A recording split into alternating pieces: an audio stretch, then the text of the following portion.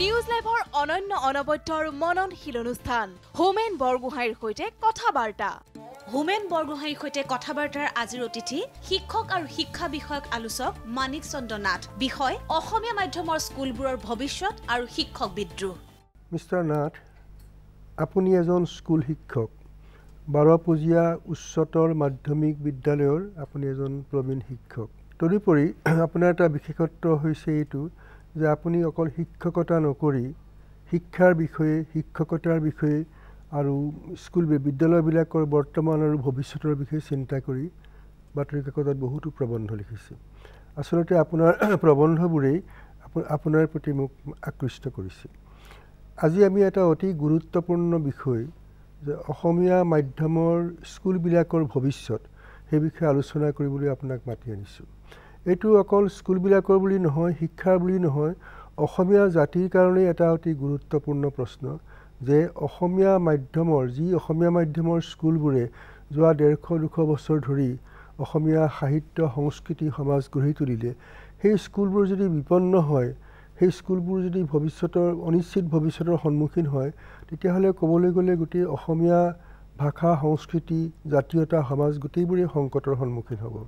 এই বিষয়ে আলোচনা হোৱাটো দৰকাৰ। মই ইতিমধ্যে শিক্ষামন্ত্ৰীক মাতিছোঁ। আজিলৈকে মই কোনো এজন শিক্ষকক মতা নাই, বা মোৰ চকুত পৰা নাছিলে কাৰণে, বা মই পৰিচয়টো কম কাৰণে। কিন্তু আপোনাৰ প্ৰবন্ধবোৰ পঢ়ি মই আকৃষ্ট হ'লোঁ। মই ভাবিলোঁ যে এই বিষয়ে আলোচনা কৰিবলৈ আপুনি এজন অতি উপযুক্ত মানুহ।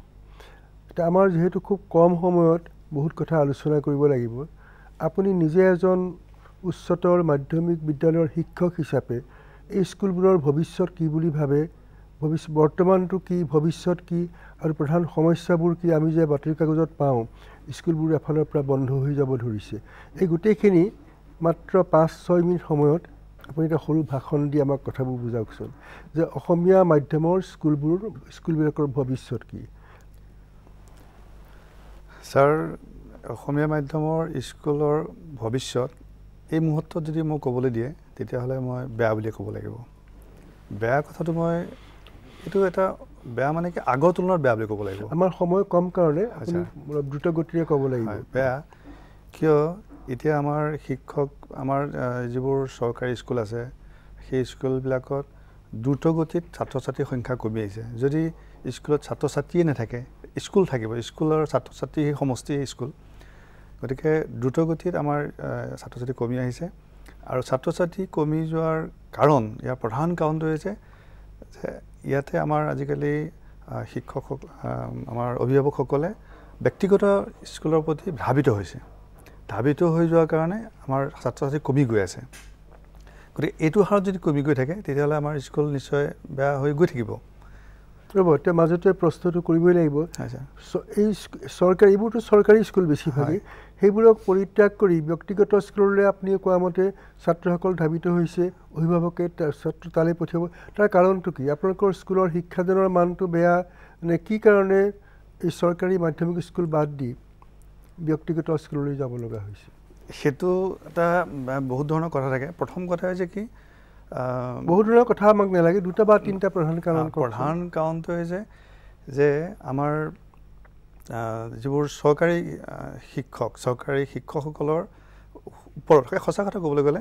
যে আমাৰ সাধাৰণ ৰাইজৰ আস্থা কমি গৈছে, 1 নম্বৰ কথা। 2 নম্বৰ কথা হৈছে ছাৰ, কিছুমান ব্যক্তিগত স্কুল চলিছে, সেইটো হয়, আৰু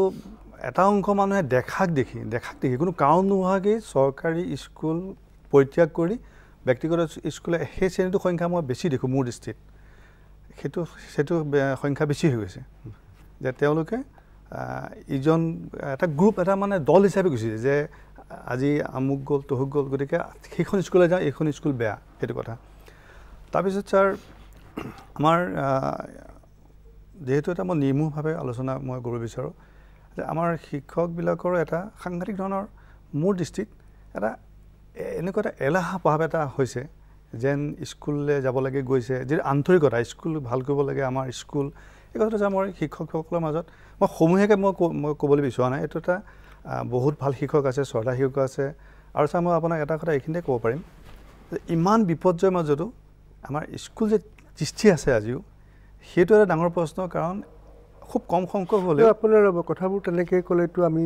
বুজি নাপাম বিপৰ্যয় কি কাৰণে হৈছে আপুনি এতিয়া বিপৰ্যয় শব্দটো কয় যে বিপৰ্যয়ৰ মাজতো কিছুমান স্কুল কিছুমান শিক্ষক ঠিক হৈ আছে এতিয়া বিপৰ্যয়টো কি না বিপৰ্যয়ৰ একদম এটা প্ৰধান কাৰণ যদি মই আপোনাক কওঁ সেইটো হৈছে কি আমাৰ স্কুলবিলাকত বহুত স্কুলত শিক্ষকৰ অভাৱ হৈ আছে কাৰণ বিপৰ্যয়টো আৰম্ভ হৈছে প্ৰাথমিক স্কুলৰ পৰা প্ৰাথমিক স্কুলত এতিয়া বহুত ঠাইত এজনে শিক্ষক আছে আৰু সেই স্কুলবিলাকত এটা ডাঙৰ সমস্যা হৈছে কি ছাৰ আমাৰ ইংৰাজী যিটো বিষয় দিছে মই সেই কথাটো কৈছোঁ ইংৰাজী বিষয়টো লৈ এনেকুৱা কিছুমান আমাৰ এতিয়া সৰ্বশিক্ষা কিতাপ আহি গৈছে সৰ্বশিক্ষা কিতাপত আমাৰ ইংৰাজী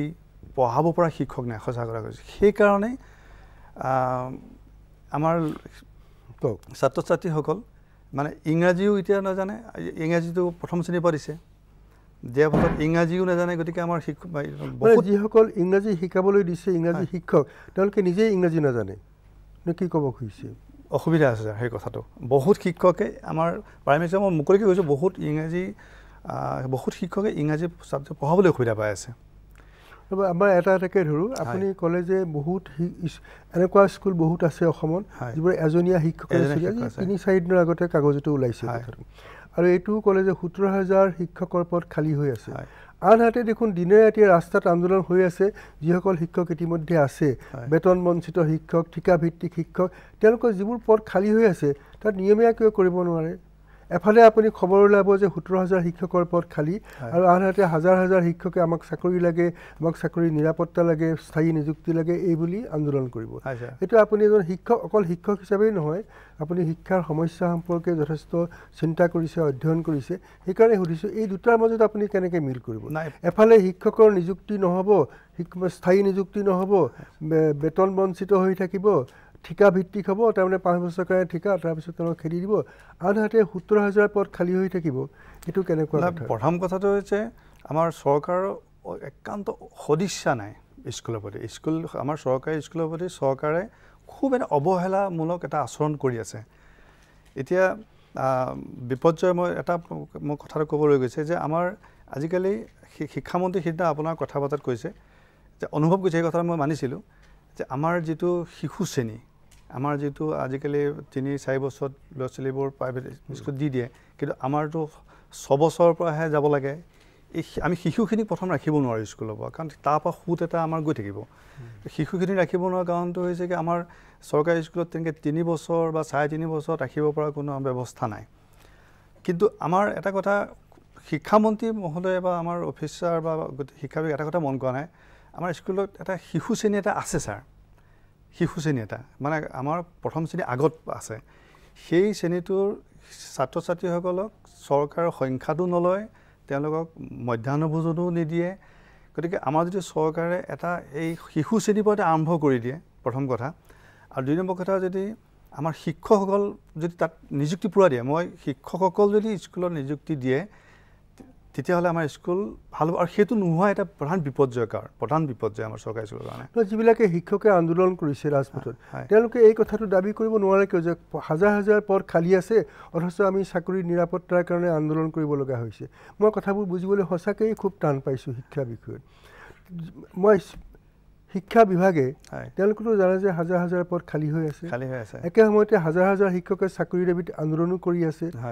এইটো ঘটনা কিয় হ'বলৈ পাইছে মানে ওপৰে পৰা চালে দেখা যায় যে যিসকলে শিক্ষা বিভাগ পৰিচালনা কৰে মন্ত্ৰীৰ পৰা আৰম্ভ কৰি বিষয়ালৈকে তেওঁলোকৰ শিক্ষা বিভাগ পৰিচালনা কৰিবৰ জোখাৰে কোনো যোগ্যতাই নাই বা যিটো চিৰিয়াছনেছ লৈ কাম কৰিব লাগে গোটেই শিক্ষা ব্যৱস্থাটোৰ সমস্যাখিনি বুজিব লাগিব সমস্যা বুজি এটা এটাকৈ সমাধান কৰিব লাগিব সেইবোৰ কৰিবলৈ কোনো চেষ্টা কৰা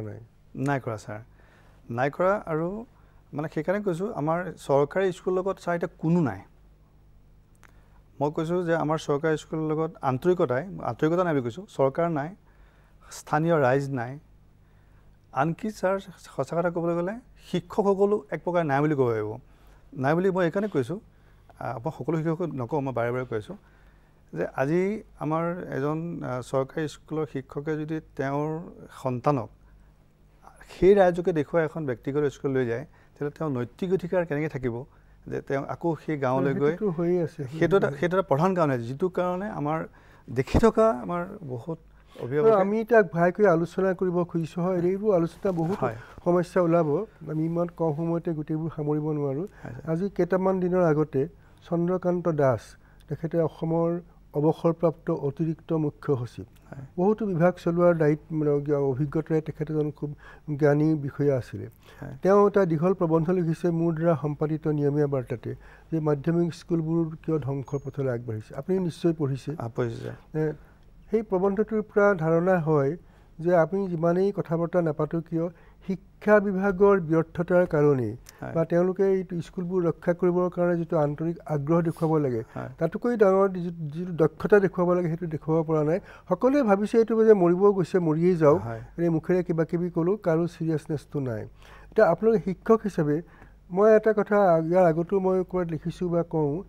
যদি এখন ব্যক্তিগত খণ্ডৰ স্কুল আৰু এখন আপোনালোকৰ চৰকাৰী স্কুল এৰি ব্যক্তিগত খণ্ডলৈ এই কাৰণেই যাবলগীয়া এটা প্ৰধান কাৰণ যে আপোনাৰ চৰকাৰী স্কুলবোৰত ভাল শিক্ষা নাপায় তাত পঢ়িলে তেওঁলোকৰ ভৱিষ্যত অন্ধকাৰ বুলি ভাবে আৰু আপুনি নিজেই কৈছে যে আপোনালোকৰ স্কুলৰ শিক্ষকবিলাকে যিটো নিষ্ঠাৰে শিক্ষাদান কৰিব লাগে বা স্কুলখনৰ উন্নতিৰ কাৰণে যি ধৰণৰ চেষ্টা কৰিব লাগে সেইটো নকৰে প্ৰতিযোগিতা